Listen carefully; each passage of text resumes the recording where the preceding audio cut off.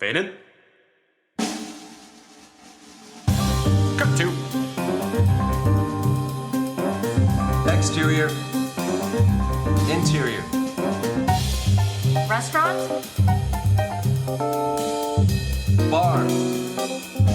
Club. Day. Night. Action. Happy day, everyone. This is Restaurant Fiction. My name is Monis Rose, and what we do on Restaurant Fiction is we talk about every single fictional restaurant, bar, and club in TV and film, no matter how long it takes. And there are some fictional restaurants, actually, that need another look-see, a second opinion. They're just that good. And one of those fictional restaurants is actually featured in the movie Big Night. You see, it is one of the quintessential fictional restaurant food movies out there.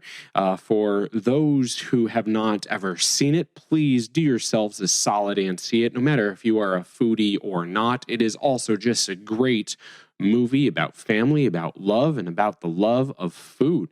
Anyway, my name is once again Monis Rose, and we brought on probably someone who is much more articulate than us about Big Night and about the fictional restaurant Big Night Paradise, and his name is Simon Majumdar. Now, who is Simon Majumdar? Well, first and foremost, I met Simon personally on the filming of Guy Fieri's Tournament of Champions Season 3. That's right, all the way up in Flavortown. And where is Simon? Currently, you can actually watch him live. Well, not live. I mean, you know, it's been taped and edited, but I mean, new episodes is what I'm saying. You can watch him as a commentator, as a sideline play-by-play reporter, if you will, on Season 3 of Guy Fieri's Tournament of Champions, which is on the Food Network. Also, Simon does many shows on the Food Network. He also has a very, very popular podcast called Eat My Globe, which is about to start. He is about to start Season 8. So Eat My Globe, things you didn't know about food. And also, he is a book author. He is a book author, a few awesome culinary books out there. I mean, Simon does it all. He travels, he writes, he talks about food. He is also a food critic, but most importantly, he knows Paradise. He knows Big Night more than us, more than anyone we've ever met, and we wanted to pick his brain. This is part 1. Part 2 will be coming up, and you'll get to know even Simon a little bit more of how awesome of an individual, a man, just a human being he is. Anyway, let's get started. Here is the review of Paradise from Big Night and our little chit-chat with Simon. Go. Excellent. All right. Without any further ado, guys, gals out there, you know, Restaurant Fiction goes deep. We have a history, we have a lineage, and we pulled out an old review from the 50s, an old review of the 50s of an Italian joint. But this Italian joint is an East Coast Italian joint, but this is not your Mama Leone's Italian joint. Mama Leone's, for those, you know, who remember, you know, it transformed. It was your spaghetti and meatballs, Chianti bottles, you know, red checkered tablecloth type of place. This is not that. This place is called Paradise, and this place is region specific. And that's what we're talking about. It's off of the exit 93 in New Jersey. And when Restaurant Fiction went, when we dined, we had a feast. We had a tasting menu feast, and it was coursed out. What are we eating at? Well, first of all, we have a carpaccio, you know, and this is during the time in the 1950s when this sort of thing, it's not really a custom, you know, nowadays people expect this, or maybe they don't expect it, but they're familiar. Back in 1953, when the finest car in America was a Cadillac, carpaccio was unusual, you know, getting actual buffalo mozzarella and a caprese salad, which was also one of the courses, was unusual. You know, I think people were only familiar was with the minestrone soup, which was done just right. It was simple yet elegant. A little too much carrots for us, but still fine. All of the risottos, they not only had a white risotto, which was filled with, the truffles and the butter and the wine, but they also had a green risotto with the peas and the mint, and also a red risotto, which we felt it represented the Italian flag. Now, the coup de grace dish. Now, those dishes were all splendid, but the coup de grace was actually not the end. It wasn't even the third act. It was more closer to the beginning. That was the timpano. For those who are not familiar, it is literally a timpani drum made of dough, and it's stuffed with meatballs and stuffed with hand-rolled garganelli pasta and mozzarella and tomatoes. We're not done yet. You see, now it's the vegetables. We eat the roasted broccolini. We eat the tender artichokes, the potato tart, which is just incredible, and the sautéed, and also the beet salad. Finally, we actually get to the main course, because after the pasta, the main course, the roasted fish, it's not branzino, it's actually trout. There is a whole suckling pig, indeed, which is definitely succulent. And finally, dessert. And dessert is as simple as you can get, which is just some coffee and cigarettes with a little Amaro. Now, in all due respect, and even now, when we tell our reviewers, it is not really polite to fall asleep at the table, but in this case, in Paradise, it is the highest of compliments. All right, that is our little quick review, our little breakdown of Paradise. Paradise is the main restaurant that is owned and operated by the characters Segundo and Primo. We are talking to TV personality. We are talking to food critic, cookbook author, TV chef in his own right, Simon Majumdar. Simon, what was your take on Paradise? What are your thoughts? What would you like to add, criticize? The floor is yours. Well, for me, I think when you talk about Big Night and you talk about Paradise, what you're talking about is a prism through which a family sees food. And for me, that's always been the most important thing for me. So one of the reasons why the film is probably my favorite food film ever, and why the restaurant is so important, is because the two personalities in it are two brothers. I have an older brother who I call Hermano, well, using the Spanish side, Hermano Primero, and I'm Hermano Segundo. And that's how, when we wrote a blog many, many years ago, food blog that did very well, that's how we described ourselves. So we put this reference even to it many, many years going back to the beginning of the 2000s. So we always had reference to it. What I love about Paradise is it's so unfiltered, it's so unapologetic. So they basically are two brothers who go into a town where they are the exact opposite of everything else that's going on there. And that's not a criticism of what else is going on there. We can talk about that later. But what they're doing is something that is spectacularly kind of different. And they're doing that in face of all the opposition of everyone who might eat there, which is why the place, kind of seems to have tumbleweeds blowing across it while all the other restaurants nearby are completely packed. But they're so unapologetic about it, whether that's a good business decision, again, we could talk about. But the food is of its time, absolutely authentic. I'm not a great fan of using that word authenticity, but I think here you could definitely use it. They brought it with them. They brought it with them from family, from people who have restaurants in Rome and relatives that they know there. And there's still that tension about whether they want to be there in their homeland or they want to bring this restaurant to, the American dream where they can make money. And so for me, I just sometimes love restaurants that are going to be very unapologetic, no filters. They do what they do. Now, the only trouble with that is that those restaurants aren't around terribly long because they're often hugely bad business decisions. And so from a food critic point of view, I often have a point where I'm sitting there enjoying extraordinary food, the great risottos, pastas, not the timpano, because I just think it's a horrible idea and I hate it and I just would never want to eat it. But I think that you sit there going, I better enjoy this now because it may not be here next week. And I find that often, and I've had it happen to me where I've gone into a restaurant I really loved, and then I go back to do my second or third visit or attempt to, and it's gone because the idea just didn't play.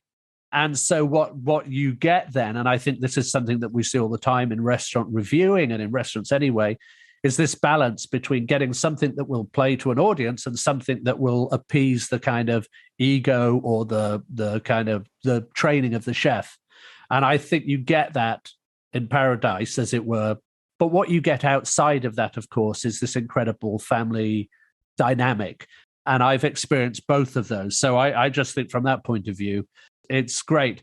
The food, I think, and we'll talk again, I think we'll talk about this, but the food would struggle now. We often think of Italian food, I think sometimes as having ossified. And so we look at this and go, oh, yes, it'll be all that. Well, Italian food has changed as much as French and Spanish, and every food has changed over the years. Just think about eating in America in the 50s and eating now. So I think from that point of view, it'd be interesting, if Paradise reopened now, because it would have to be very different. But I love that scene. I love this being in that space. When you watch a fictional food restaurant, just being in that space is something that's so extraordinary. And you just feel like you're kind of being hugged by that restaurant. I love it. Thank you for that answer. We're going to break that down a bit, Simon. So you started your answer with, stating, this relationship with your own brother and how you called each other, segundo and primo. So say you and your brother worked at Paradise instead of Stanley Tucci and Tony Shalhoub, it was you and your brother. Who is primo? Who is segundo? Who is the chef? Who is the maitre d'? Give me that dynamic. Well, I think my older brother, who is in the Spanish that we use, Hermano Primero, he'd be in the kitchen. He's very exact. He's very particular. He's very, extraordinary palate, extraordinary with wines and food, travels all over the world. He literally just got back from Paris, I think. He lives in London. So he would be in the kitchen. I'd be the one who would try and make a business out of this. I'd be the one trying to kind of balance between the extraordinary talents of the person in the kitchen and the person trying to serve it. And it is like just, almost you see with Secundo here, just going, make the damn meatballs, we need to make some money. And so I think that's where I would be. I'd be loving the food and wanting to eat the authentic food, but understanding that you need to kind of compromise that at some points. Otherwise, there's no point having a restaurant that's going to be open a week. What we never really seem to get anymore is we don't get a balance anymore. When Paradise was open, the maitre d' in every place was in charge, very much so. And the chefs so often didn't even get noticed in that sense. Now we've gone too far the other way.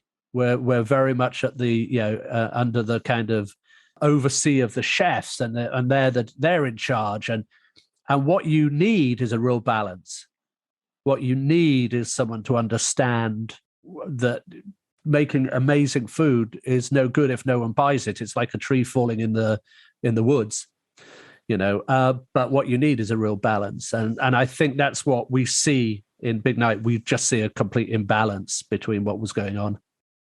We mentioned the first meal with this risotto scene. We mentioned the actual main meal with the timpano, which we do want to talk about later because I want to know why you're not going to eat timpano. But but also the last scene of the film. The last scene is the two brothers are literally breaking bread together.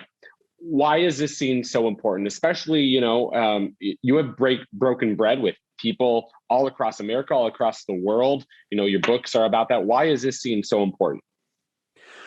Well, I think in the end, that scene to me is the most important scene in the entire film, because what you see is, despite all of their business arguments and despite all of their emotional arguments and despite all of the craziness going on with Minnie Driver and Isabella Rossellini and all of this, in the end, it'll all come down to that very quiet moment where they're having scrambled eggs and they're sitting there and they literally sit there almost in silence, just having this dish. And in the end, what that means, and it does to me with food, it's kind of almost that Mother Julian of Norwich thing. Mother Julian of Norwich was a Christian mystic of the 11th century who wrote a book, was literally in a hermitage for 20 years and came out and wrote, and she wrote this book called Revelations of Divine Love. But what it basically boiled down to was a mantra of hers. all shall be well and all shall be well and all manner of things shall be well. And what that means is after all of the chaos and after all of the noise and after all of this, that simple something, in this case, a bite of some lovely eggs prepared with none of the chaos of the meal before, is what's going to bring them back together. And so I'm a great believer that food is or sharing a meal is one of the few times when you have to be civil. I'm a Democrat. I'm a very liberal person. I'm probably, even by LA standards, I'm a very liberal person. But I can sit down with people in, Alabama or Arkansas or very different, politically different areas. And yet, once you have a meal, I can have a perfectly civil conversation because I have a saying, you can't have an argument with a mouthful of ribs. So by having a great meal with someone who's a different religion or a different politically or all kinds of things, you can actually end up sharing a conversation. And I've done it with people in different languages where we just point and we smile and, on trains and all kinds of things. And so meals bringing you together are kind of one of the graces we have in this world. And I think that very end point to me, for all that went before it and all that I love about the big night, that bit at the end is what sums it all up. Usually the question is, what advice would you give a 30-year-old, or what advice would you give this person? Okay, well, here's a person, there's a eager, smart, driven person who wants to do what you do.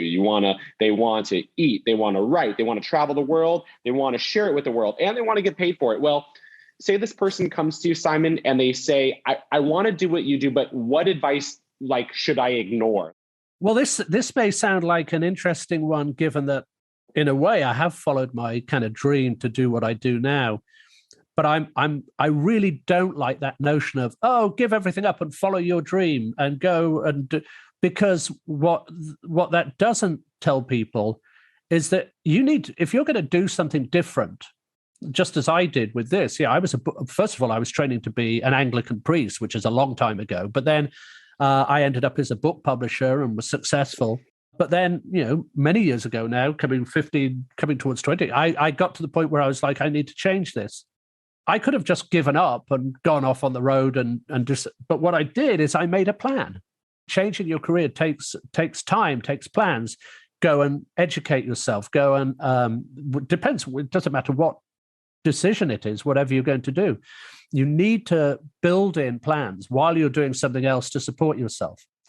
And so the kind of advice that I always say to people is, look, I basically stayed for another 5 years in publishing where I was earning a good amount of money and saved, quite frankly, a big amount of money that allowed me, when I did get to this point, to go, I'm leaving now. I'm going off around the world to write my first book, which was Eat My Globe.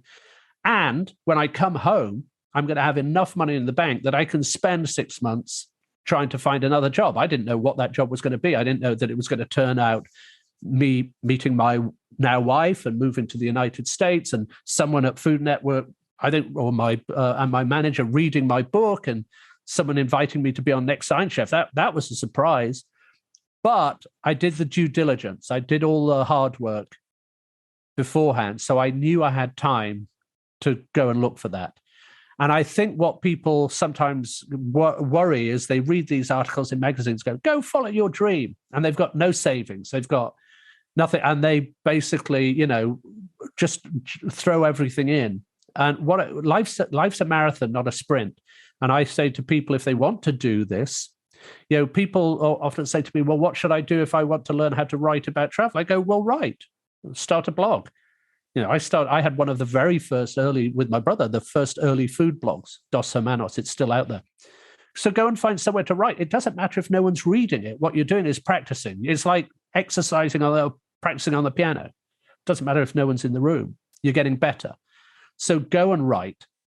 Then start writing about, you talked about developing a voice. Start writing about the things that really inspire you.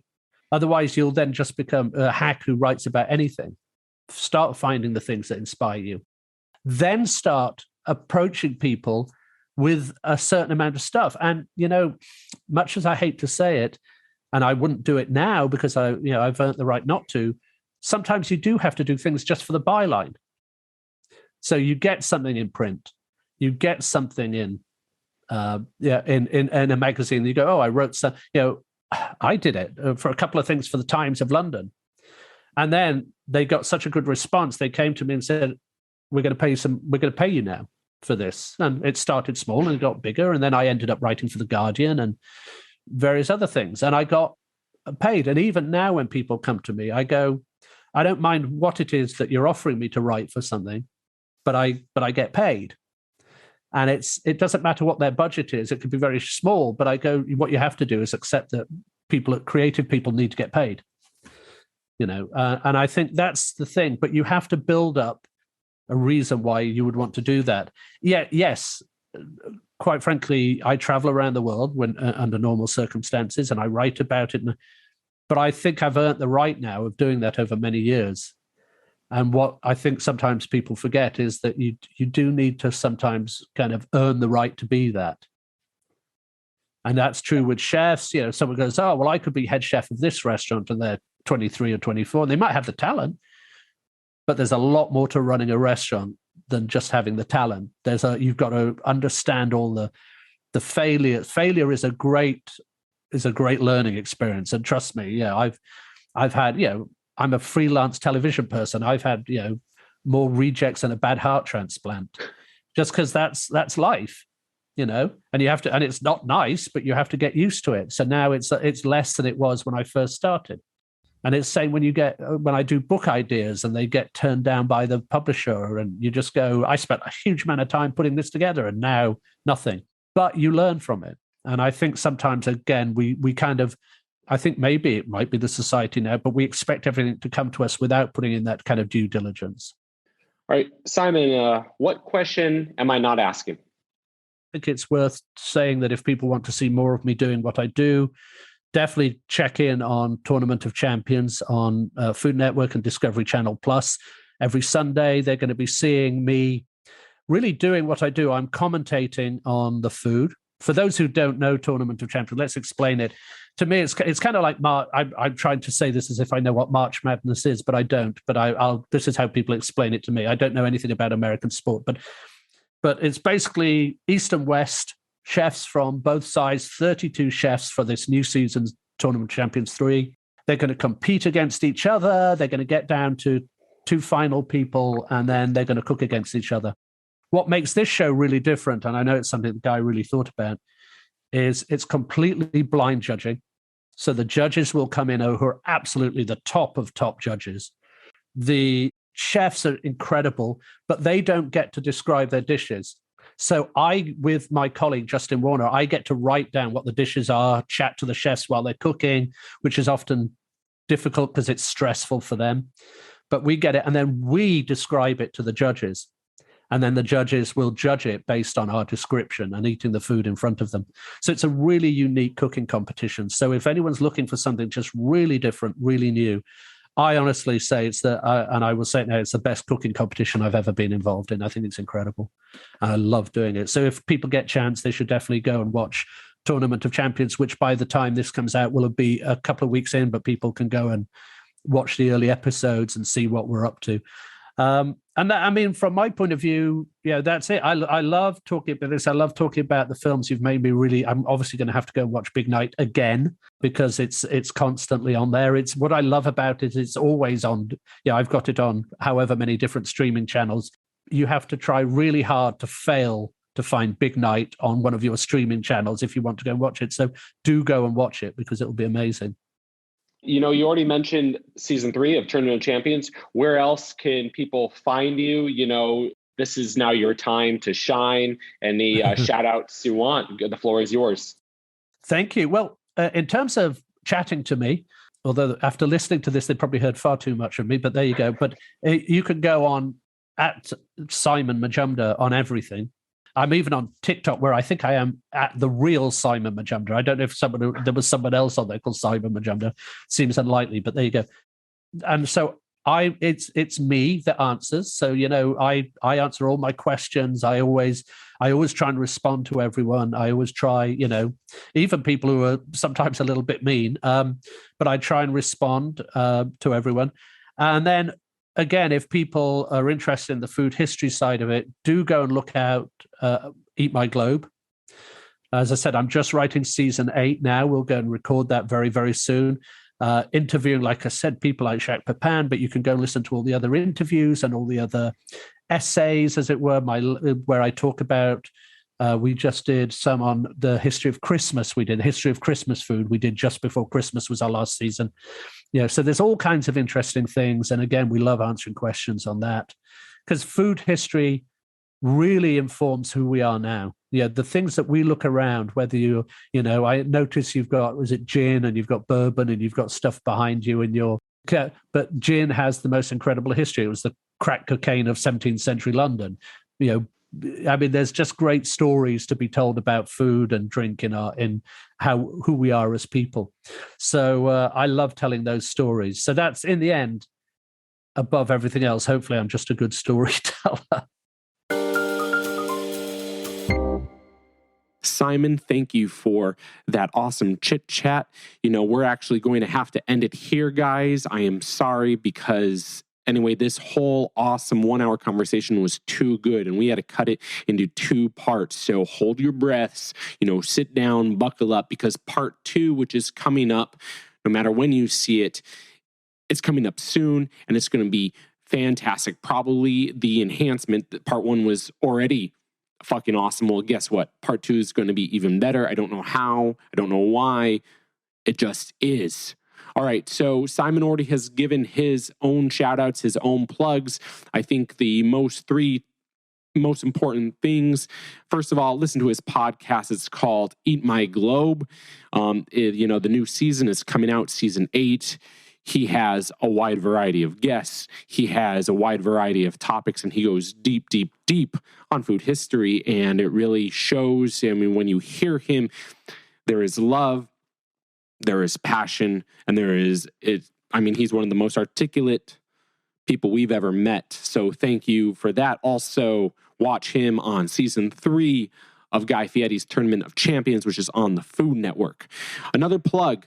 Anyway, our editor, our music supervisor, our creative consultant, his name is Chris J. Hudson. That's right. If you love the music, if you need a project out there that needs to be edited, whether it be a music video, whether it be a song, whether it be a podcast, whether it be, he pretty much does it all.